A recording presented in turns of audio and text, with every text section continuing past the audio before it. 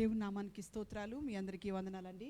రాత్రి కాలమందు మనందరం కలిసి దేవుని స్తుతించి దేవుని మహింపరిచి ఈ సమయంలో దేవుని ఆరాధిద్దాం. మీరందరూ సిద్ధంగా ఉన్నారు నమ్ముచున్నాం.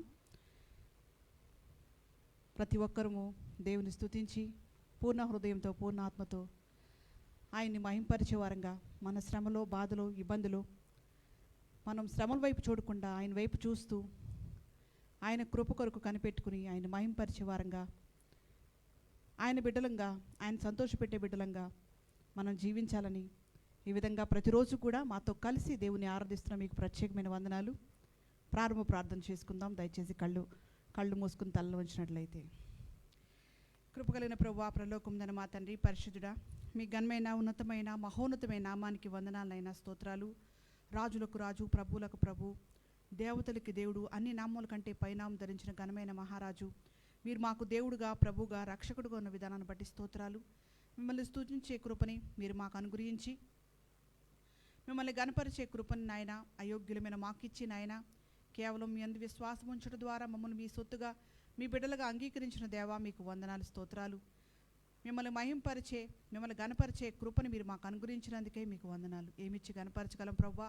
మీరు చేసిన మేలును బట్టి ఉపకారాలను బట్టి నాయన మీకే వందనాలు చెల్లిస్తున్నాం. ప్రతిరోజు ఈ విధంగా నాయన మరి ప్రభువా మిమ్మల్ని స్తుతించడానికి నీ బిడ్డలైన వారితో కలిసి నాయన మిమ్మల్ని ఆరాధించడానికి మా కుటుంబానికి ఇచ్చిన ధన్యతను బట్టి మీకు వందనాలు స్తోత్రాలు. ఎవరైతే బిడ్డలు నాయన ఏ పరిస్థితుల్లో ఉండి ఏ స్థితిలో ఉండి నాయన ఏ శ్రమలో ఉండి ఏ బాధలో ఉండి నాయన మరి తండ్రి నాయన మరి ప్రభువా మీ వైపు చూస్తున్నారు, మీకు మొరపెడుతున్నారు నాయన మరి ప్రభువా, ఆశగల ప్రాణాన్ని తృప్తిపరిచే దేవుడు ప్రభువా నాయన మరి ప్రభువా మరి తండ్రి నీ కోరిక యావత్తు యెహోవా సఫలపరచును గాక అన్నారు. మా కోరికల్ని మా ఆలోచనల్ని సమస్తం ఎరిగిన దేవుడు నాయన మీ చిత్తానుసారంగా మాకు సహాయం ఇచ్చి నాయన మీ చేతిలో నుండి నాయన దీవెన అనుగ్రహించే దేవుడు నాయన మీకు స్తోత్రాలు.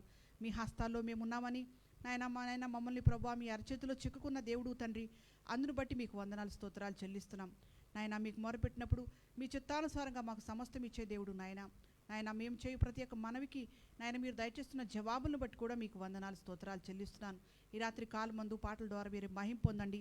మీ యొక్క శ్రేష్టమైన మాటలను మీ దాసుల ద్వారా మాకు అనుగ్రహించి మా ఆత్మీయ జీవితాలను బలపరిచి ధైర్యంతో తండ్రి నాయన మరి ప్రభువా మరి తండ్రి నిబ్బరమైన మనసుతో నాయన మీ యొక్క మార్గంలో నడిచే కృపని మాకు అనుగ్రహించి సమస్త మహిమ ఘనత ప్రభువాలు పొందుకోమని యేసయ్య ఘనమైన నామములో స్తుతించి ప్రార్థించి వేడుకొంచున్నాను తండ్రి, ఆమేన్. మనం కలిసి యెహోవా నీ నామము ఎంతో బలమైనది ఎంతో బలమైనది అని పాటను పాడి ప్రభు నామాన్ని గణపడతామండి.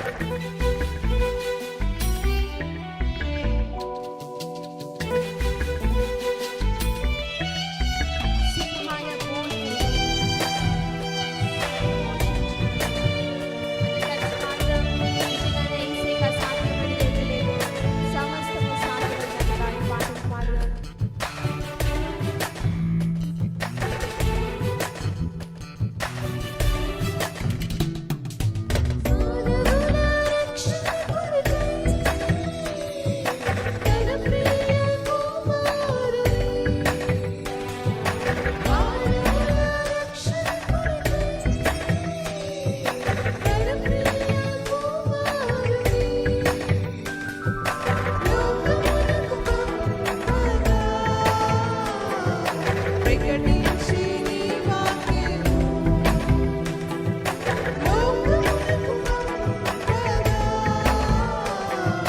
ప్రకటించి నీ వాక్యము యెహోవా నీ నామము ఎంతో బలమైనది, ఎంతో బలమైనది, ఎంతో బలమైనది.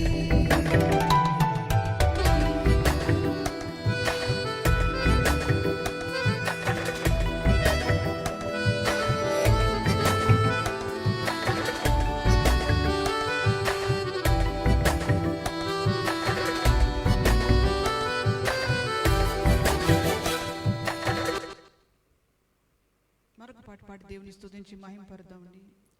ఆశ్చర్యకరుడు యేసు, ఆలోచనకర్త యేసు. విశ్వాసం ఉంచి ప్రార్థించిన అసాధ్యమైనది లేదు. విశ్వాసంతో మనం ప్రార్థన చేసినప్పుడు తప్పక దేవుడు మన మొరలు ఆలకించి మనకి జవాబిచ్చే దేవుడు ఉన్నాడని మనం ఆయన గనపరిచి ఆయన స్తుతించి ఆయన ఆరాధిద్దామండి.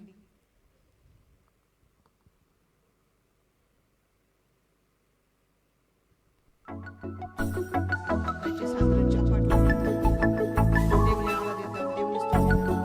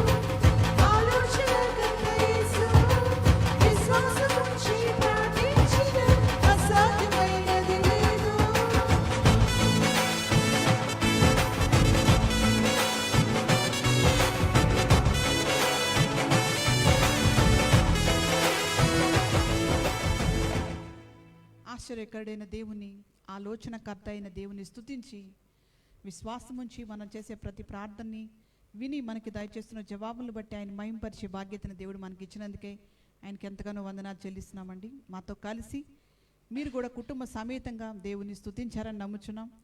దేవుని యొక్క దీవెనలు, ఆయన కాపుదల, ఆయన హస్తం అనునిత్యం మనకు తోడుగా ఉండి మనల్ని నడిపించే దేవుడు కాబట్టి ఆయన్ని ప్రేమిస్తూ ఆయన వాక్యానుసారంగా జీవించి దేవుని మహింపరిచే వరంగా దేవుడు మనల్ని సిద్ధపరచును గాక. రాత్రికాల మందు మరొక శ్రేష్టమైన వర్తమానాన్ని దైవజనులు మనకు అందిస్తారు. శ్రద్ధగా విందాం. సమయాన్ని దైవజనులకి ఇద్దాం. దేవునికి స్తోత్రాలు. కూడి వచ్చిన మీరందరూ మాతో కలిసి దేవుని యొక్క వాక్యంలో సంతోషించడానికి, దేవుని వాక్యంలో ఆనందించడానికి, ఈ కుటుంబ ఆరాధనలో ఏకీభించడానికి వచ్చిన మీకు అందరూ ప్రత్యేకంగా వందనాలు తెలియపరుస్తున్నాం.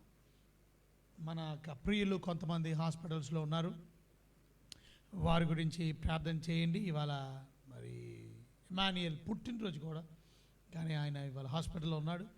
ఆయనకి పుట్టినరోజు శుభాకాంక్షలు హాస్పిటల్ని తెలియపరిచారు కనుక ఆయన ఆరోగ్యం గురించి ప్రార్థన చేయండి, తొందరగా కోలుకొని ఆయన తొందరగా ఇంటికి వచ్చేలాగా. అలాగే శివ కొరకు ప్రార్థన చేయండి. ఐజాక్ ఆయన కూడా హాస్పిటల్లో ఉన్నాడు కనుక ఆయన కూడా తొందరగా కోలుకునేలాగా ప్రార్థన చేయండి. కొంతమంది దేవుని ఎస్ఏసిలో పని చేస్తున్నటువంటి సేవకులు, అలాగే బైబిల్ కాలేజీలో చదువుతున్నటువంటి విద్యార్థుల్లో కొంతమంది, వారి ఫ్యామిలీ మెంబర్స్, ఎస్ఏసి మినిస్ట్రీస్లో ఉన్నటువంటి కొంతమంది కూడా ఇంకా వారు ట్రీట్మెంట్ తీసుకుంటున్నారు. వారి గురించి వారు తొందరగా కోలుకొని వచ్చేలాగున ప్రార్థన చేయండి. వారి కుటుంబాల గురించి ప్రార్థన చేయండి. వారి ఫ్యామిలీ మెంబర్స్, కొంతమంది భర్త హాస్పిటల్లో ఉంటే భార్య ఒంటరిగా పాపం ఎంతో దిగులతో ఇబ్బందితో ఉన్నదామా కనుక మీ ప్రార్థన, మనందరి ప్రార్థన మా కుటుంబాలకి ఎంత ఆదరణ, నెమ్మది, ధైర్యాన్ని కలుగజేస్తుంది. కరోనా కాకుండా మిగతా కొన్ని సమస్యలతో, అనారోగ్య ఇబ్బందులతో బాధపడుతున్నటువంటి ప్రియులు కూడా ఉన్నారు కనుక వారి గురించి కూడా ప్రార్థిస్తున్నాం. ధైర్యంగా ఉండండి. దేవుడు తప్పక మనకి విడుదలని అనుగ్రహించే దేవుడు. ఈరోజు ప్రత్యేకంగా సాతాను యొక్క అగ్ని బాణాల గురించి మనం చూద్దాం. సాతాను వేయు అగ్ని బాణాలు ఎఫెసీయులకు రాసిన పత్రికలో 6వ అధ్యాయంలో 16వ వచనాన్ని మనం చూస్తే, విరోధి అయిన అపవాది గురించి మనం ధ్యానం చేస్తున్నాం. ఒక మాటలో చెప్పాలంటే బైబిల్ కాలేజ్ విద్యార్థులు అయితే దీన్ని సాతాను శాస్త్రం అని చెప్పుకోవచ్చు, లేకపోతే దీని గురించి డీమనాలజీ అనే మాట కూడా అనొచ్చు. కనుక డీమనాలజీలో దయ్యం గురించినటువంటి అనేకమైన విషయాలు, సాతాను గురించిన అనేకమైన విషయాలు వింటూ వస్తున్నాం. అనేకమైన వర్తమానాల్లో ఇవాళ ఈ బాధలు, కష్టాలు, సమస్యలకు గల కారణం కూడా సాతాను అని మనం వింటూ వస్తున్నాం. ఈరోజు ప్రత్యేకంగా సాతాను ఉపయోగించే అగ్ని బాణాల గురించి మనం చూద్దాం. ఎఫెసీయులకు రాసినటువంటి పత్రిక 6వ అధ్యాయం 16వ వచనాన్ని మనం చూసినట్లయితే, ఎఫెసీయులకు రాసిన పత్రిక 6th chapter 16th verse. ఇవన్నీ గాక విశ్వాసమును డాలు పట్టుకొనుడి. విశ్వాసం అనే డాలుని పట్టుకోండి. దానితో మీరు దుష్టుని, చూసారా, దానితో మీరు దుష్టుని, అగ్ని బాణములన్నిటినీ, అగ్ని బాణాలని ఆర్పడానికి శక్తివంతులగుదురు. అంటే దుష్టుడు ఒక బాణాలని ఆర్పడానికి మీరు శక్తివంతులు అవుతారు. సో విశ్వాసం అనే డాలు వలన, విశ్వాసం అనేటువంటి ఆ డాలు మనం ఉండడం వలన సాతాను వేసే అగ్ని బాణాలు, ఇప్పుడు సాతాను బాణాలు వేస్తూ ఉంటాడు, మన దగ్గర డాల్ లేదనుకోండి, దేవుడిచ్చే సర్వాంగ కవచంలో ఈ డాలు అనికి అర్థం డిఫెన్స్, అంటే దాన్ని కాపాడుకోవడం, మీ శరీరాన్ని కాపాడుకోవడం. ఆ డాల్ ఏం చేస్తుందంటే అగ్ని బాణాన్ని మన గుండెలకు తగలకుండా, మన శరీరానికి తగలకుండా మనం ఆపరేట్ చేయాలి. కనుక ఆ డాల్ మనకి ప్రొటెక్ట్. ఆ డాల్ పేరేంటి అంటే విశ్వాసం. ఇవాళ మన జీవితంలో మన విశ్వాసాన్ని పడద్రోయడానికి, దేవుడి మీద మనకున్న నమ్మకాన్ని చెరగొట్టడానికి సాతాను అనేక విధాలుగా ప్రయత్నం చేస్తూనే ఉంటాడు. అందులో మొదటి అగ్ని బాణం వాడు వదిలేది ఏంటి చూడండి. బైబిల్ గ్రంథంలో నుంచి మొదటి బాణాన్ని మనం చూద్దాం. మత్తయి సువార్త 16వ అధ్యాయము 23వ వచనాన్ని చూసుకున్నట్లయితే, మాథ్యూ చాప్టర్ 16 verse 23. మత్తయి సువార్త 16వ అధ్యాయము 23వ వచనం. అయితే ఆయన పేతురు వైపు తిరిగి, పేతురు వైపు తిరిగి, సాతానా, సాతానా, నా వెనుకకు పొమ్ము, నా వెనుకకు పొమ్ము, నీవు నాకు అభ్యంతరమున కారణమై ఉన్నావు. నీవు నాకు అభ్యంతరమున కారణమై ఉన్నావు. నీవు మనుషుల సంగతులనే తలంచుచున్నావు గాని, అది నీవు మనుషులను సంగతులనే తలంచుచున్నావు గాని దేవుని సంగతులను తలంపక ఉన్నావని దేవుని సంగతులను తలంచకై ఉన్నావు. పేతురుతో చెప్పెను. అప్పుడు యేసు, చూడండి 16వ వచనంలో మనం చూస్తే 16th, ఇప్పుడు తర్వాత చూద్దాం. అది ముందు ఇక్కడ మనం చూసిన మాట ఏంటంటే,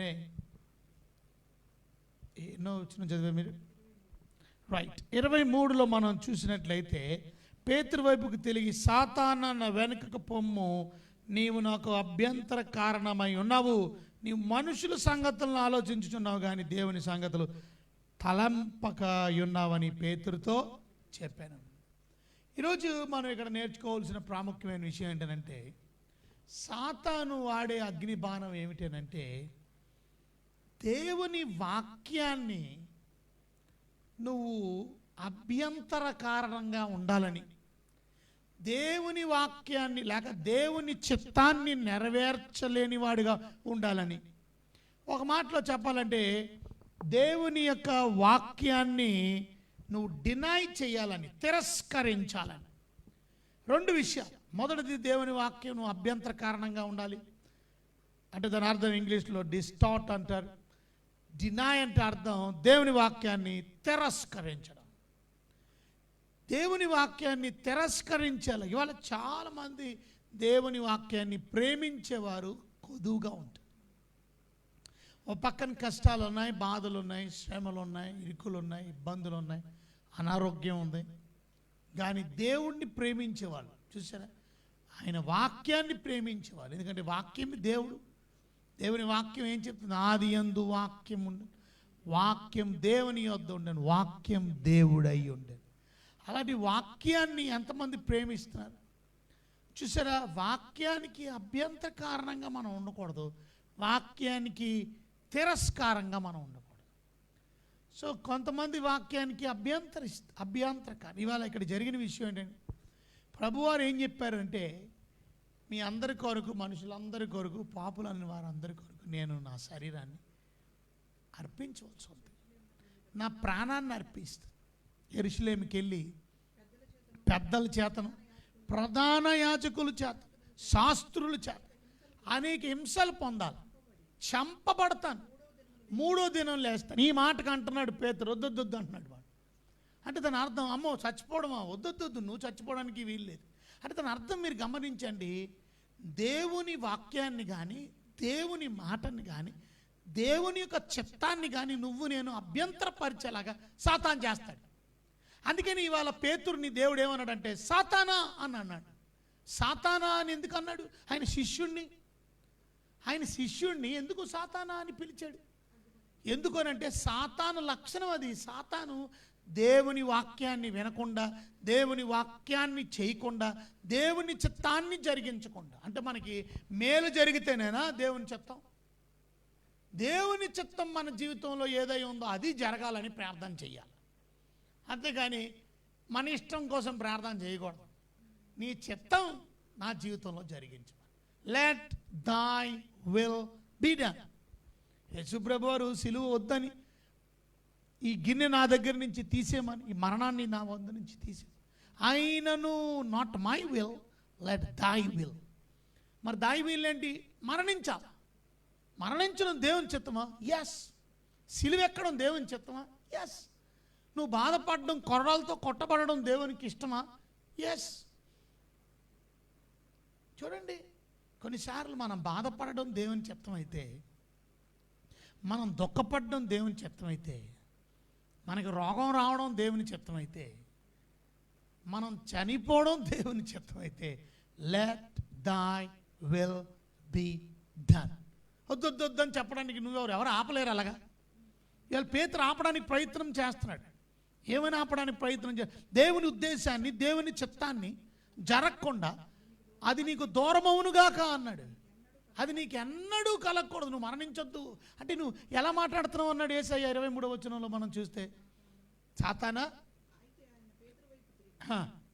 సాతానా నా వెనకకు పొమ్ము, నువ్వు అభ్యంతర కారణంగా ఉన్నావు, నీవు మనుషుల సంగతులను అంటే ఏంటి, నువ్వు మనిషి రీతిగా ఆలోచిస్తాను అంటే, కానీ నువ్వు మనుషుల ఆలోచనలతోనే నువ్వు ఇంకా దేవుని చెప్తాను తెలుసుకోలేకపోయావా, ఉద్దేశాన్ని తెలుసుకోలేకపోయావా? గుడ్. నువ్వు దేవుణ్ణి ప్రేమించవచ్చు, దేవుణ్ణి ప్రేమించినంత మాత్రాన దేవునికి అడ్డు రాకూడదు, ఆయన వాక్యానికి అడ్డు రాకూడదు. ఒకవేళ దేవుణ్ణి ప్రేమిస్తున్నటువంటి పేతురు అడ్డుపరిచాడు అనుకోండి, యేసు ప్రభు మరణించలేదు అనుకోండి శిలువ మీద, ఆయన వచ్చిన పని ఏంటి? మా పాప క్షమాపణ ఎలా దొరుకుతుంది, మానవాళికి లోక కళ్యాణం ఎలా జరుగుతుంది, శుభం ఎలా జరుగుతుంది, మేలు ఎలా జరుగుతుంది, మనం అందరం నరకానికి వెళ్ళిపోతాం. ఆయన వచ్చిన పనే మరణించడానికి, ఆయన వచ్చింది శిలువలో చనిపోవడానికి, ఆయన వచ్చింది రక్తం చెందించడానికి, ఆయన వచ్చింది ప్రాణం పెట్టడానికి. పుట్టినప్పుడే చెప్పారు ఆయన పుట్టేది ఎందుకనంటే ప్రజలను వారి పాపముల నుండి ఆయనే రక్షించును కనుక పేరు పెట్టారు Yesu. He's a saviour, he's coming to this world to save you. పుట్టక ముందే, ఇంకా గర్భములో ఏర్పడక మునిపే మరియకి చెప్పాడు, యోసేపుకి చెప్పారు. చూసారా ఏం పేరు పెట్టాలో కూడా చెప్పేశారు. సర్వాధికారి అని దేవుడు. అంటే ఇవాళ మనం నేర్చుకోవాల్సిన ప్రాముఖ్యమైన విషయం, దేవుని చిత్తానికి మనం అడ్డు వెళ్ళకూడదు. అంటే ఇక్కడ ఒక సత్యాన్ని మనం అర్థం చేసుకోవాలి. పేతురు ఇంకా యేసు ప్రభుని సరిగా అర్థం చేసుకోవాలి. కానీ అదే అధ్యాయంలో 16వ వచనం చదవండి ఒకసారి. అదే అధ్యాయంలో 16వ వచనం చదివితే, అందుకు సీమోను పేతురు, చూసావా, నీవు సజీవుడగు దేవుని కుమారుడు అయిన క్రీస్తు అని చెప్పాను. అంటే ఎవరు? ఆయన క్రీస్తు అని చెప్పిన వ్యక్తే ఇప్పుడు నువ్వు దేవుడు కదా. మరి చూసారా, ఆ దేవునికి అడ్డు తగులుతున్నాడు. నువ్వు దేవుని కుమారుడువే అని ఒప్పుకున్నాడు, కానీ ఒప్పుకున్నాడే కానీ సరిగా అర్థం చేసుకోలేదు. 17వ వచనంలో, అందుకు యేసు, సీమోను బర్యోనా, నీవు ధన్యుడు, పరలోకముందు నా తండ్రి ఈ సంగతులు నీకు బయలుపరుస్తానే కానీ నరులు నీకు బయలుపరచలేదు. మరియు పేతురుతో, ఈ బండ మీద నా సంఘమును కట్టుదును, పాతాళలోక ద్వారములు దాని ఎదుట నిలవలేమని నీతో చెప్పుచున్నాను, పరలోక రాజ్యం యొక్క తాళపు చెవులు నీకు ఇచ్చేదను అని. ఇవన్నీ కూడా నిన్నటి దినం మనం తాళపు చెవులు ఏంటో చూసాం. ఇంతగా చెప్పిన పేతురు ఇప్పుడు మళ్ళా దేవుని చేత సాతానా అనిపించుకోవాల్సి వచ్చింది. కారణం, మనం దేవుని వాక్యానికి అడ్డు తగులుతున్నామా, దేవుని చిత్తం నెరవేర్చకుండా అభ్యంతర కారణంగా ఉంటున్నామా మనం? Very very important. Let thy will be done, whether it is good for us or bad for us doesn't matter, but let thy will be done. మనం ఏమనుకుంటాం అంటే భూమి మీద కదా ఉండడమే ఆశీర్వాదం అనుకున్నారు. మరి యేసు ప్రభు భూమి మీద ఆయన వచ్చింది ఎందుకు అని అంటే శిలువలో మరణించడానికి. మనిషి రీతిగా మాట్లాడుకుంటే ఆయన మరణించడం మాకొద్దు, 3 సంవత్సరాలే మాతో ఉన్నాం, అప్పుడే వెళ్ళిపోతున్నాం మమ్మల్ని విడిచిపెట్టి, బాధ కలుగుతుంది. కానీ దేవుని చిత్తానికి మనం అడ్డు తాగలకూడదు. ఇదే విషయాన్ని మనం చూస్తే పేతురు విషయంలో కూడా మనం గమనిస్తాం. అపోస్తుల కార్యాలు 21వ అధ్యాయం 10వ వచనం చదివితే,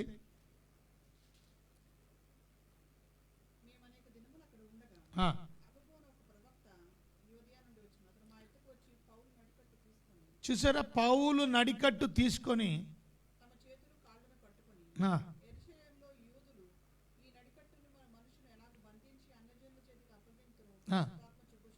పరిశుద్ధాత్మ చెప్పుచున్నాడు పౌలు వెళ్ళకూడదు అంటే. పౌలు ఏమన్నాడంటే యెరూషలేములో జరుగుతున్నటువంటి ఇబ్బంది, పౌలు కానీ యెరూషలేము వెళ్తే యెరూషలేములో పౌలు గారిని చంపేస్తారు, లేకపోతే బంధిస్తారు.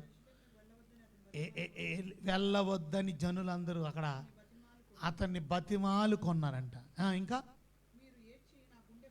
వాళ్ళు ఏడుస్తున్నారు, బతిలాడుకొని వెళ్ళొద్దు, ఎందుకంటే ప్రవచనం వరకాడు, ఆయనకి ఏమని తెలిసింది, నిన్ను బంధిస్తారు పౌలు గారు, వద్దు వెళ్ళొద్దు. అప్పుడు పౌలు ఏమన్నాడు, మీరు ఏడ్చి నా గుండె ఎందుకు బద్దలం చేస్తారు? చూసారా, నేనేమైనా ప్రభు అయిన యేసు నామము నిమిత్తం బంధింపబడ్డం గురించి నువ్వు ఆలోచిస్తున్నావు, కానీ బంధించబడ్డం సంగతి అలా ఉంచు. యెరూషలేములో చనిపోవడానికి కూడా సిద్ధంగా ఉన్నాను. నువ్వేంటి నాకు దర్శనం వచ్చి బంధిస్తారంటేనే వెళ్ళొద్దు అంటున్నారు మీరు. నీకు అర్థమైందా? అక్కడ అక్కడ అక్కడ నీకు ప్రాబ్లం ఉంది, సమస్య ఉంది, వెళ్ళొద్దు అని చెబుతున్నారు. ప్రవచనం వచ్చిన అగాబ అన్నాడు, కానీ అగాబ వెళ్ళొద్దు అని చెప్పలా. మీకు అర్థమైందా? ఆయన పేరు అగబస్ ఇంగ్లీష్లో, తెలుగులో అగబ్, ఇంగ్లీష్లో అగబస్. ఆయనని పౌలు గారిని వెళ్ళొద్దు వచ్చేమని అగబు చెప్పలా. బట్ పౌలు గారి స్నేహితులు అక్కడ వాళ్ళు ఏం చెప్తున్నారు అంటే, ఏమన్నారు? చదవండి అన్నమాట.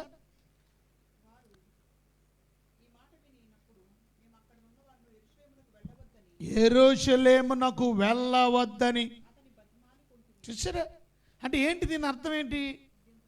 అభ్యంతరం చేస్తున్నారంటే దేవుని చిత్తం జరగకుండా, దేవుని వాక్యానుసారంగా మనం నడవకుండా మనకి కష్టమైతే వద్దని చెప్పేస్తాం.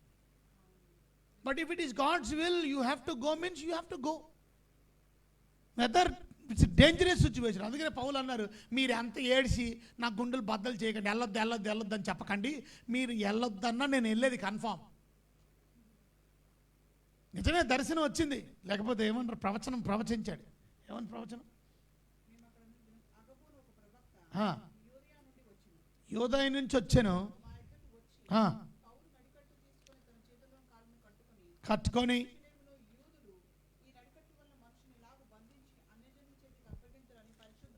పరిశుద్ధాత్ముడు చెబుతున్నాడు ప్రవచనం. కనుక అక్కడ ఉన్నటువంటి మనుషులందరూ అన్నారు, అమ్మో వద్దు అన్నారు, ఏడ్చి. అప్పటికే చాలా ప్రయాణాలు చేసి వచ్చాడు. 7వ వచనంలో చూస్తే, తూరు నుండి ప్రయాణం ముగించుకొని తెలోమాయకు వచ్చాడు. అక్కడ కొసలం అడిగి వారి వద్ద ఒక దినం ఉన్నాడు. దాని తర్వాత మరునాడు మేము బయలుదేరి కైసరికి వచ్చాం. మీకు అర్థమైందా? ఈ కైసర్ నుంచి మీరు అర్థమైందా? ఇప్పుడు ఎక్కడికి వెళ్తున్నాడు ఆయన? యెరూషలేం వెళ్ళాలి, కానీ వెళ్ళకుండా అభ్యంతరం చేస్తున్నాడు. ఇవాళ చాలాసార్లు మనం కూడా ఈ సాతాను పెట్టే అగ్ని బాణాలు అంటే ఏంటనంటే, వాక్యానికి అభ్యంతరకరంగా ఉండడం. ఇంకొక మాటలో చెప్పాలంటే వాక్యాన్ని తృణీకరించాలి, వాక్యాన్ని ఎత్తుకెళ్ళిపోవడం. సాతాను ఏం చేస్తాడు? మీరు మత్తయి సువార్తలు అనుకుంటున్న ఆ ఉపమానం గురించి చదివితే, సాతాను ఏం చేస్తాడు? 13వ అధ్యాయం 4వ వచనంలో సాతాను యొక్క లక్షణం ఏమిటి చూడండి. 13వ అధ్యాయం 4వ వచనం మత్తయి సువార్త, 13th chapter of Matthew, 4th words. విత్తనములు త్రోవ పక్కన పడెను, పక్షులు వచ్చి వాటిని మిరింగేసి. పక్షులు అనగా ఎవరు? పక్షులు ఎవరు? యేసయ్య చెప్పాడు. 19వ వచనంలోకి వస్తే ఆ పక్షులు ఎవరికి సాదృశ్యం? 19వ వచనంలో యేసయ్య చెప్పాడు ఏమని?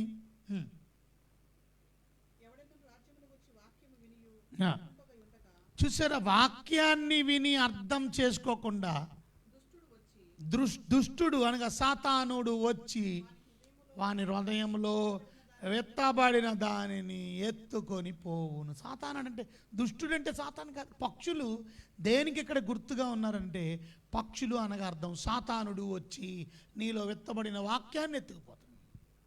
అంటే ఇవాళ సాతాను ఏం చేసే పని అంటే, నీకు వాక్యాన్ని అర్థం చేసుకోకుండా ఆ వాక్యానికి అభ్యంతర కారణంగా ఉండులాగున అగ్ని బాణాలు వదులుతూ ఉంటాడు. దీస్ ఆర్ కాల్ ఈ యారోస్, సాతాను వదిలే యారో. దీన్ని మనం అడ్డుపరుచుకోవాలి, అంతేగాని మనం అభ్యంతర కారణంగా ఉండకూడదు. వాక్యానుసారంగా మనం నడవాలి, వాక్యానికి అభ్యంతరకరంగా ఉండకూడదు. దేవుని వాక్యం చెప్తున్నట్టు మనం జీవించాలి.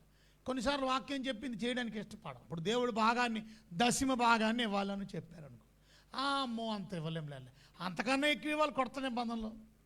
దశమ భాగం అనేది పాత నిబంధనలో చూస్తే వర్ధిల్లే కొలిది మనం ఇంక ఇవ్వాలి. ఈ మాటలు కొన్ని మందికి నచ్చవు. దేవుడి దగ్గర నుంచి పొందుకోవడమే తెలుసు, కానీ దేవునికి ఇవ్వడం తెలియదు. కనుక దీన్ని అభ్యంతరంగా చూసుకుంటారు. అంటే ఇది వినరు, కొన్ని తీసేస్తారు. దేవుని వాక్యంలో మీ ఇష్టం వచ్చినట్టు తీసేయడం, మీరు దేవుని వాక్యానికి అభ్యంతరంగా ఉంటున్నారంటే అర్థం, మీరు గమనించండి, సాతాను పెట్టే అగ్ని బాణాలు మీ జీవితంలో మీ విశ్వాసాన్ని కోల్పోతున్నారు. కొన్నిసార్లు వాక్యం అంటే ఇంట్రెస్ట్ లేదు, మీకు ఆసక్తి ఉండడంలా. ఆ వాక్యాన్ని హృదయంలో విత్తడానికి ఆ విత్తువాడు అనగా వాక్యాన్ని ఉపదేశించేవాడు వాక్యాన్ని విత్తుతుంటుండగా ఆ విత్తనం హృదయంలో పడుతుంటే శత్రువు సాతాను వచ్చి ఎత్తుకుపోతున్నాడు. ఫలించడం లేదు, అభివృద్ధి పొందడంలా. ఇవాళ మీరు వాక్యాన్ని తృణీకరిస్తున్నారా, వాక్యాన్ని అభ్యంతర కారణంగా ఉంటున్నారు. ఇది సాతాను పెట్టే అగ్నిబాణాలు అనే విషయాన్ని మనం అర్థం చేసుకోవాలి. ఇంకా సాతాను పెట్టే అగ్నిబాణాలు ఏంటో మనం చూస్తే దేవుని వాక్యంలో నుంచి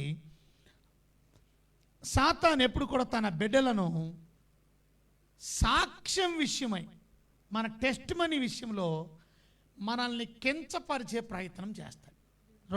రెండో అగ్నిబాణం అంటే మన టెస్ట్ మనీని పాడు చేస్తాడు, మనకున్నటువంటి సాక్ష్య జీవితాన్ని పాడు చేస్తాడు. మంచి టెస్ట్ మనీని పాడు చేస్తాడు. నువ్వు చక్కగా అభివృద్ధి అవుతున్నావు అనుకోండి, చక్కగా దేవుళ్ళు ఎదుగుతున్నావు అనుకోండి. దేవుళ్ళు ఎదుగుతున్నటువంటి నీవు మెల్లిగా ఏదో ఒక రకమైన టెంప్టేషన్ తీసుకొచ్చి నీకు శోధన తీసుకొచ్చి ఆ టెంప్టేషన్ ద్వారా నువ్వు పడిపోయేలాగా చేసి తదుపరి నీ సాక్ష్యం ద్వారా నీ test money weeks test money నీ సాక్ష్యం ద్వారా చూసారా దేవుడికి అవమానం కలిగించేవారు. ఇవాళ అనేకులు విశ్వాసుల వారు సాక్ష్యం చెడిపోతారు. అందుకనే బైబిల్ చెప్తుంది ఏమనంటే అన్యజనులు దేవుని మహిమపరుచులాగన మీ సత్క్రియలు వారి ఎదుటి కనుపరచు. మీ నిమిత్తమే కదా అన్యజనులు ఆయన నామాన్ని దూషిస్తున్నారు. ఆయన నామాన్ని దూషించడానికి కారణం మీ నిమిత్తం కాదా అని అంటున్నాడు. ఇవాళ మనం ఇతరులకి మంచి సాక్ష్యం కలిగిన వారంగా జీవించాలి, మనం చెడ్డ సాక్ష్యం కలిగిన వారంగా కాదు బ్రతకూడదు. ఎగ్జాంపుల్ చూడండి, చిన్న శోధన పెట్టాడు ఎవరికి? అననీయ సప్ఫీరా. సంఘం చాలా అభివృద్ధి అవుతుంది, సంఘం చాలా ఇంక్రీజ్ అవుతుంది, సంఘం వర్ధిల్లుతుంది, అంతా చాలా చక్కగా జరుగుతున్నటువంటి సమయంలో ఇప్పుడు వరకు ఏ ప్రాబ్లం లేదు. సడన్గా ఏమైంది? అననీయ సప్ఫీరా వాళ్ళకి శోధన వచ్చింది. ఏంటా శోధన? వాళ్ళకి మంచి మనసు వచ్చింది. ఫస్ట్ ఏంటిది? దేవుడికి వారి ఆస్తిని అమ్మేసి ఆ కలిగినదంతా కూడా ఇచ్చేద్దాం దేవుడికి. తర్వాత ఏమనుకున్నారు వాళ్ళు? కొంత దాచుకొని కొంత తీసుకొచ్చారు. అంటే ఏమైంది? చూసారా, సాతాను ప్రేరేపించాడు. వారు ఏం తప్పు చేశారు ఇంతకీ? ఎవరు చెప్తారు? వారు చేసిన తప్పేంటి ఇంతకీ? వారు చేసిన తప్పేంటి? ఓకే, దాచుకున్నారు, దాచుకోవడం తప్ప? మొత్తం ఇవ్వాలని ఏమైనా రూల్ ఉందా? వాళ్ళు ఇవ్వాల్సిన రూల్ ఏం లేదు కదా. దాచుకుంటే తప్పేంటి? రైట్. వాళ్ళు చేసిన పెద్ద తప్పు ఏంటనంటే లైంగ్, అబద్ధం ఆడారు. And that's the mistake and that's the sin they have done. దాని ద్వారా దేవుని దగ్గర పరిశుద్ధాత్మ దగ్గర అబద్ధం ఆడారు, పరిశుద్ధాత్ముడి దగ్గర అబద్ధం ఆడారు. ఇద్దరు అబద్ధం ఆడారు, భార్య భర్త అబద్ధం. వాళ్ళు దాచుకోవడం తప్పేం కాదు. కొంచెం దాచుకొని వాళ్ళు చెప్పొచ్చు ఏమని అంటే, మేము మొత్తం ఇద్దాం అనుకున్నాం, మనసు మార్చుకున్నాం, కొంచెం మేము ఉంచుకున్నాం, సగమే దేవుడికి ఇద్దామని వచ్చాం, ఇది సగం తీసుకొచ్చాం చెప్తే ఏం ప్రాబ్లం లేదు. కానీ దెన్ చీటెడ్, ద లైడ్. చూసారా, అబద్ధం ఆడినందుకు అక్కడ వారు ఏమైంది? వారు సాక్ష్యం పోయింది. ఏమైంది? వాళ్ళిద్దరూ చచ్చిపోయారు. భర్త చచ్చిపోయాడు. కొద్దిసేపటి తర్వాత భార్య వచ్చింది. తనకి జరిగిన 3 గంటల తర్వాత భార్య కూడా చచ్చిపోయింది. ఇద్దరు కూడా హార్ట్ అటాక్ వచ్చినట్టు అయిపోయింది. ఇద్దరు చచ్చిపోయారు. పెద్ద ఆయనేమో ముందు చచ్చిపోయాడు, భార్య వచ్చి ఇంకా సావక ముందే నువ్వు కూడా చచ్చిపోతావు అని చెప్పేశాడు. ఇది ఎలాగుంటుందో తెలుసా? చావు రాకముందే నువ్వు చచ్చిపోతున్నావు అని అంటే ఎలాగుంటుంది? ఆరోగ్యంగా ఉన్న ఆమె, పూర్తి ఆరోగ్యంగా ఉన్నటువంటి ఆమె, మా ఆయన వచ్చాడు ఇంకా రాలేదని వస్తే నువ్వు చచ్చిపోతావు అనే మాట వింటే ఎలాగుంటుందో ఆలోచించు. ఆ మాట ఆమె వినింది. వినిన తర్వాత ఆమె కూడా చచ్చిపోయింది. సాక్ష్యం పాడైపోయింది. టెస్ట్ మనీని పాడు చేయడానికి ప్రయత్నం చేస్తాడు, మనల్ని నిందపాలు చేయడానికి, మనలో గర్వం. 1 తిమోతికి రాసిన పత్రికలో కూడా 3వ అధ్యాయం 7వ వచనాన్ని మనం చూసినట్టయితే, 1 తిమోతికి రాసిన పత్రిక 3వ అధ్యాయం 7వ వచనం చూసారా? నిందపాలై అపవాది ఉరిలో పడిపోకుండానట్లు అది సంఘములో వెలుపటి వారి చేత మంచి సాక్ష్యం పొందినవాడే. అది అంటే అర్థం ఏంటి? మంచి సాక్ష్యం లేకపోతే మనం నింద పాలైన వారంగా, నింద పాలైన, నిందించబడేవారు. సంఘముకి అంతటికి మిగిలిన భయం కలిగింది. అమ్మో నేను ఇవ్వకపోతే, అమ్మో నేను అబద్ధం ఆడితే అని భయం వచ్చేసి. ఇవాళ సత్యాన్ని మనం అర్థం చేసుకోండి. సాతాను వాడే రెండో విపణ ఏంటంటే, వాడు నీ సాక్ష్యాన్ని పాడు చేస్తాడు. దేవుడి మీద తిరుగుబాటు చేసే లక్షణాన్ని తీసుకుని వస్తాడు. దేవుని వాక్యానికి వ్యతిరేకంగా నువ్వు జీవించే, దేవుడి మీద అబద్ధం, దేవుడి దగ్గర అబద్ధం ఆడేమా, దేవుడి మీద తిరుగుబాటు చేయడు, దేవుడి మీద నింద, లేక దేవుడి మీద గ్రంబ్లింగ్, దేవుడి మీద సనుగుడి, గొనుగుడి, complaining. And this is all sin.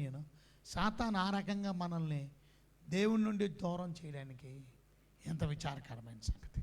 ఇక మూడోది మనం చూసినట్లయితే, సాతాను ఏ రకంగా అగ్ని బాణాలు వదిలిపెడతాడు అనే దాని గురించి. మొదటిది మీరు గమనించారా? వాక్యానికి అభ్యంతర కారణంగా. రెండు, వాక్యాన్ని తిరస్కరించేవారికి. రెండోది మనం చూసాం, మన సాక్ష్యాన్ని పాడు చేసి, మన నింద పాలు చేసి, దేవుడి మీద నిందల అవమానాలు మనం వేసేవారుగా. ఒక మాటలో చెప్పాలంటే, మనం దేవునికి ఉన్నటువంటి మంచి టెస్ట్ మనీ, దేవునికి మనకు ఉన్నటువంటి మంచి సంబంధాన్ని చెడగొట్టడానికి వాడు ప్రయత్నిస్తాడు. అందులో వాడు సఫలం అవుతున్నాడా, విఫలం అవుతున్నాడు? Other is successful, not successful, defeated. మన విక్టరీ మనదే, విజయం మనం సాధించాలి, సాతాను ఓడించాలి, దుష్టుని జయించిన వారం మనం. చూసారా, సంఘంలో ఎంతో ప్రాబ్లం అరైజ్ అయింది, ఒక్క టెస్ట్ మనీ దెబ్బతింది.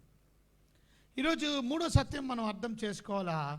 సాతాను మనకి ఏం చేస్తాడనంటే, డిప్రెషన్ తీసుకొని వస్తాడు.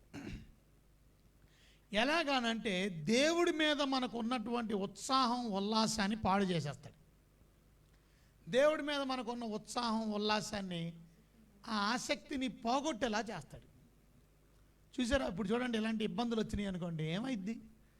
ఇంట్లో ఉన్న వాళ్ళందరూ రోగగ్రస్తులై అనారోగ్యంతో హాస్పిటల్లో ఉన్నారు అనుకోండి, ఎలా ఉంటుంది? డిసప్పాయింట్ అయిపోతుంది, డిస్కరేజ్మెంట్ అయిపోతుంది. నాకే జరిగిందా, నాకే ఇలాగయింది. ఇంట్లో ఎవరన్నా చనిపోయారు అనుకోండి, ఇంకా డిస్కరేజ్మెంట్, డిసప్పాయింట్మెంట్. ఒక రోగం పెట్టి ఆ రోగం తగ్గట్లేదు అనుకోండి, ఇంకా డిస్కరేజ్మెంట్. సో సాతాను వాడే అగ్ని బాణాలు ఏంటనంటే, డిసప్పాయింట్మెంట్, డిస్కరేజ్, నీకు నిరుత్సాహమును తీసుకొని వస్తాడు.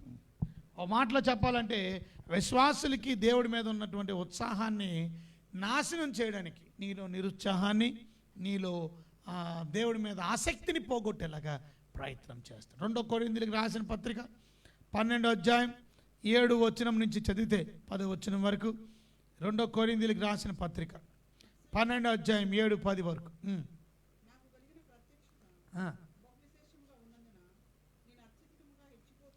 చూసారా, నేను అత్యధికంగా హెచ్చిపోకుండా నిమిత్తం, శరీరంలో ఒక ముళ్ళు, అది అత్యధికముగా హెచ్చిపోకు నిమిత్తము. చూసారా, ముళ్ళు పెట్టాడట.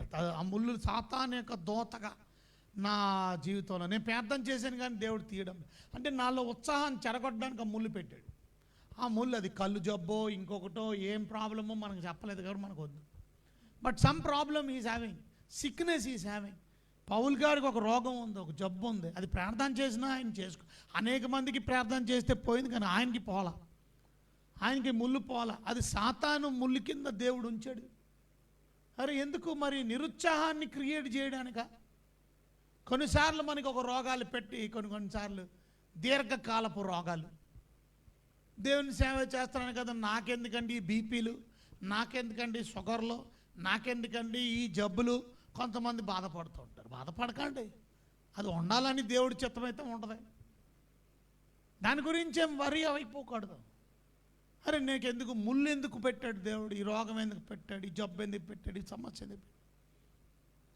కొన్నిసార్లు నిరుత్సాహం వచ్చేస్తుంది, కష్టాల్లో బాధల్లో నిరుత్సాహం వచ్చేస్తుంది. అది నా యొద్ద నుండి తొలగిపోవాలని దాని విషయమై 3 సార్లు ప్రార్థన చేశాడు.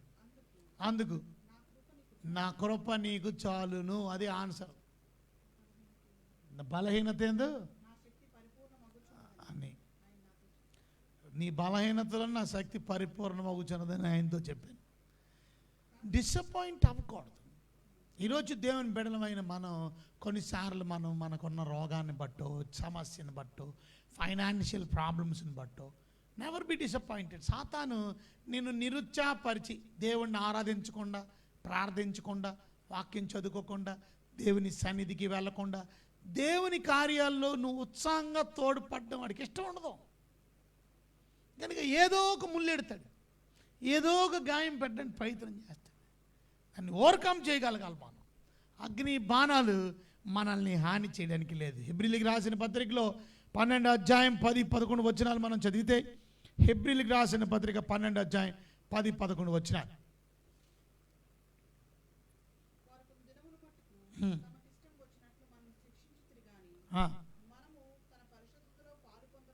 చూసారా, మనం హోలీగా ఉండాలని, పరిశుద్ధతలో పాలు పంపులు పొందాలని, మన మేలు కొరకే ఆయన శిక్షించుచున్నాడు. మనం పరిపూర్ణతలోకి రావడానికి, మనము విశ్వాసంలో ఎదగడానికి, చూసారా, మనం దేవుని స్వారూప్యంలోకి రావడానికి, మనం పరిశుద్ధులంగా అవ్వడం కొరకై దేవుడు బిడ్డలు కొన్నిసార్లు దేవుడు శిక్షను అనుభవించారు. అపోస్తుల కార్యాలు 14వ అధ్యాయం 22వ వచనాన్ని మనం చూస్తే, అపోస్తుల కార్యాలు 14వ అధ్యాయం 22వ వచనం.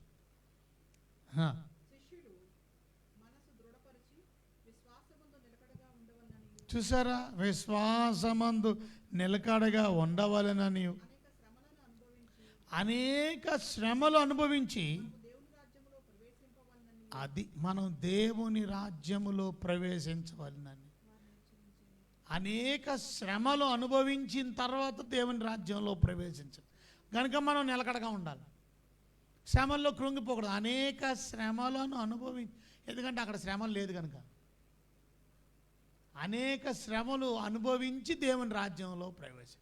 కొంతమంది దేవుని ప్రసంగం చేస్తున్నారు మహానుభావులు, నీతిమంతులు శ్రమలు ఉండవు, నీతిమంతులు చచ్చిపోరు, నీతిమంతులకి అనారోగ్యం ఉండదు.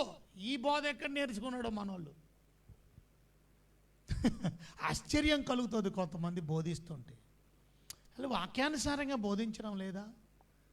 దేవుని వాక్యం ఏం చెబుతుంది? ఈ లోకంలో మీకు శ్రమ కలుగును కదా, ధైర్యంగా ఉండండి అని చెప్పారు కదా. ఇక్కడేమంటున్నాడు? ఈ లోకంలో విశ్వాసమందు నిలకడగా మీరు ఉండాలని. నిలకడ లేకుండా మనం నిలకడగా ఉండరు కొంతమంది. అందుకనే విశ్వాసులకి ఏం పెడతాడు? అనేక శ్రమలు అనుభవించి అప్పుడు దేవుని రాజ్యం.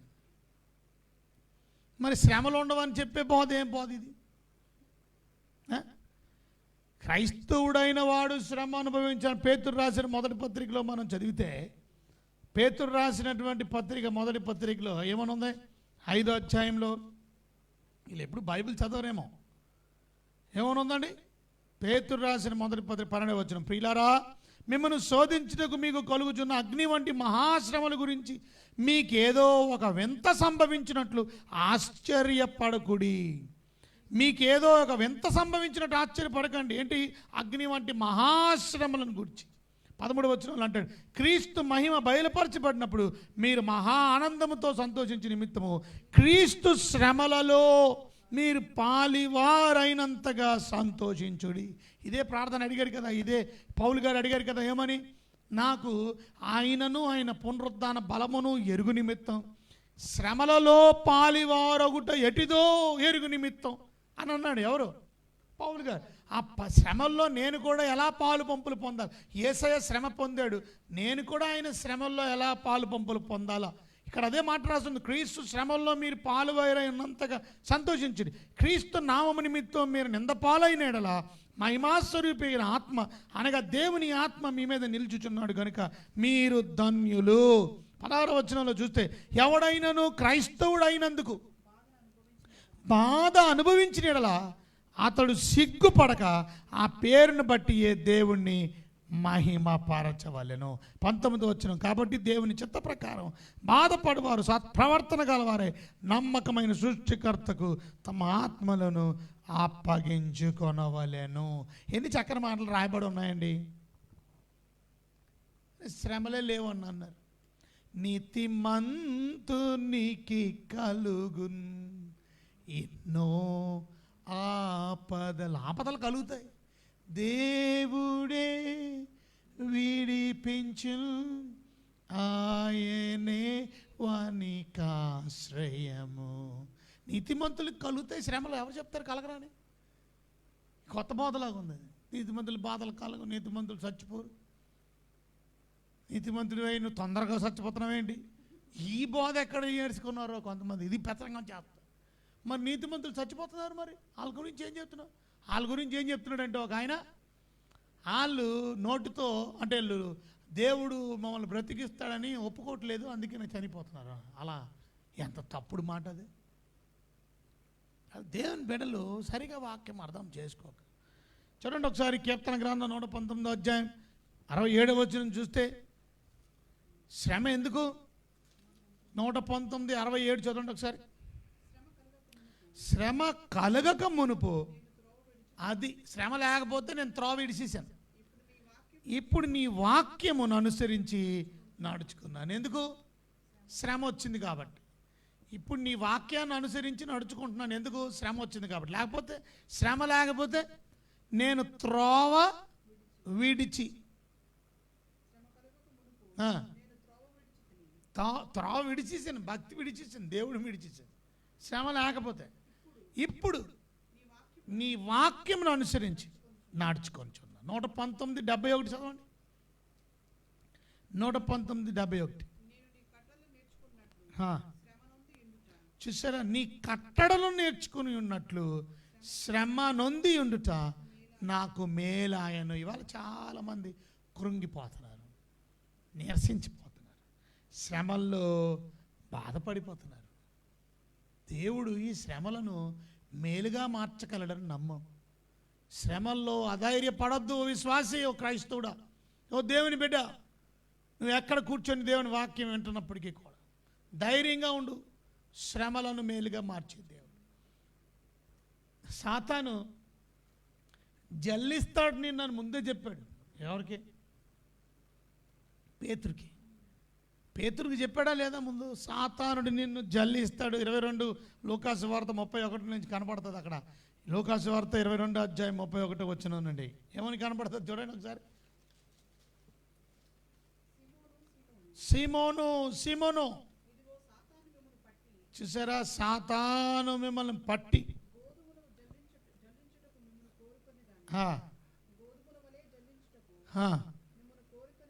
కోరుకొనెను గాని నీ నమ్మిక తప్పిపోకుండానట్లు నీ కొరకు నేను వేడుకుంటాను. అందుకనే దేవుడు సహాయం చేశాడు. చూసారా? శ్రమల్లో ఏమైంది పేతురు గారి సంగతి?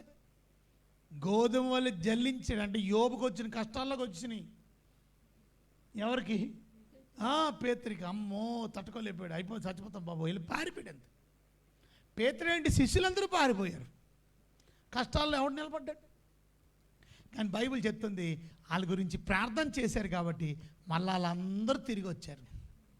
ఇవాళ శ్రమల్లో పారిపోతున్నావు నువ్వు కూడా. దేవుణ్ణి విడిచిపెట్టేసావా? భక్తిని విడిచిపెట్టేసావా? ప్రార్థనని విడిచిపెట్టేసావా?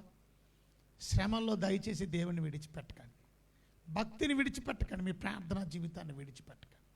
అగ్ని బాణాలని విశ్వాసం అనే డాలు ద్వారా అక్కడ రాసింది కదా. నీ విశ్వాసం పేతురు గారి గురించి చెప్పాడు.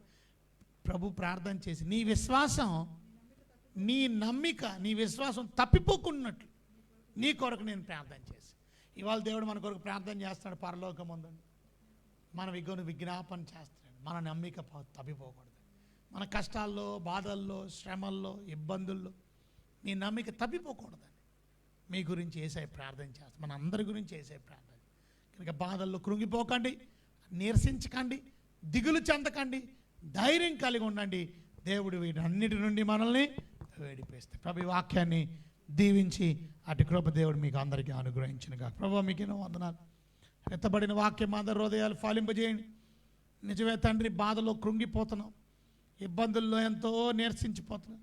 కొంతమంది భక్తిని విడిచిపెట్టి, దేవుణ్ణి విడిచిపెట్టి ఈ కష్టాల్లో అమ్మో పేతురులా పారిపోయినాడు, శిష్యుల్లా పారిపోయినాడు, మిమ్మల్ని విడిచి వెళ్ళిపోయే పరిస్థితి ఏర్పడదు. కానీ ఎన్నడూ కూడా మిమ్మల్ని విడిచిపెట్టకుండా అగ్ని బాణాలని ఎదిరించే శక్తిని, విశ్వాసమైన డాలు మీ బిడ్డలకి దయచేయండి. ఈ కష్టాల్లో, ఈ కరోనా వలన ఆర్థిక ఇబ్బందులతో, అనారోగ్యాలతో, హాస్పిటల్స్ పాలే ప్రభు అస్వస్థతలతో బాధపడుతున్నటువంటి బిడ్డల్ని జ్ఞాపకం చేసుకో. వారి బాధలు, వారి విశ్వాసాన్ని కోల్పోకుండా వారి భక్తులు ముందుకు కొనసాగడానికి కృప దయచేయండి. ఆత్మీయంగా ఎదిగింపజేయండి. మీ రాజ్యం రాకడ కొరకు సిద్ధపరచండి. ఈ మంచి మాటలు మా హృదయంలో బదిలిపరిచి వాక్యాన్ని నడిపించు. యేసు నామములో వేడుకుంటున్నాం తండ్రి, ఆమేన్. మన ప్రభు అయిన యేసుక్రీస్తు వారి కృప, తండ్రి అయిన దేవుని వారి యొక్క ప్రేమ, పరిశుద్ధాత్మిక అన్యోన్యమైన సహవాసం నిత్యం సదాకాలం సదా మన అందరికీ తోడే కాపాడునుగాక. Amen. So God bless you my brothers and my sisters. నిరసించిపోకండి, కురుంగిపోకండి, ఆ ధైర్యం చెందకండి. దేవుడు ఉన్నాడు మనకి, ఆయన మనల్ని విడిపించే దేవుడు.